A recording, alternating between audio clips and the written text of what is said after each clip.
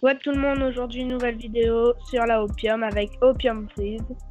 Donc nous allons parler d'une nouvelle technique pour gagner les agents à 25 000 qui sont très durs à avoir avec les renommées. Nous savons très bien que 25 000 c'est très dur à économiser. Donc après avoir fait les situations, gagner tous les agents à 1000, à 500, 1000, 1500, 2000, vous allez essayer d'avoir les agents à 25 000. Donc on va suivre cette technique qui est très facile.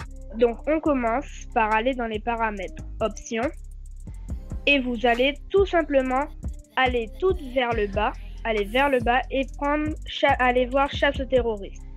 Vous cochez, vous enlevez, vous mettez non, vous allez vers le bas, donc vous arrivez à chasse aux terroristes, vous vous arrêtez, vous enlevez tout sauf protection d'otages, de façon à ce que la technique fonctionne.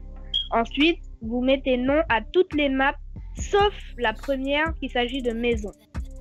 Donc lorsque vous avez fait tout ça, vous faites appliquer avec carré si vous êtes sur PS4 et vous lancez votre chasse aux terroristes.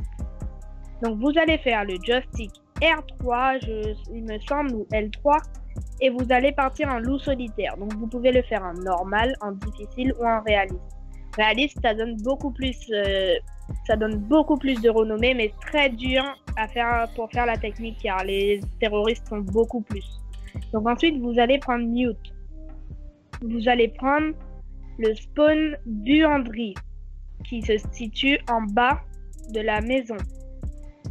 Donc après avoir choisi le spawn buanderie, vous allez vous d'aller de barricader la trappe qui se trouve à la cuisine et poser un mute juste à côté. Ensuite, il vous suffit d'aller tranquillement au garage, mais en vitesse, il ne faut pas aller vraiment trop lentement, et de poser tous vos mutes, de poser 2 mutes sur la grande porte du garage, et sur la porte du garage où il faut barricader 2 fois, vous posez un mute bien au milieu, de façon à ce que les terroristes ne puissent pas l'activer. Ensuite, il vous suffit de barricader la porte de la buanderie, de vous mettre accroupi et de donner 2 coups de cut qui seront, on essaie de mettre le joystick le plus en haut possible. Et là, les terroristes auront un tout petit bug et ils vont prendre du temps à poser les explosifs. Ou sinon, ils vont vouloir cut. Donc le temps que les terroristes viennent qui cut, vous avez le temps de les défoncer avec l'arme de mute. Donc maintenant, il suffit de se mettre derrière le bureau de façon à ne pas recevoir trop de dégâts et d'attendre tranquillement, de faire les kills tranquillement.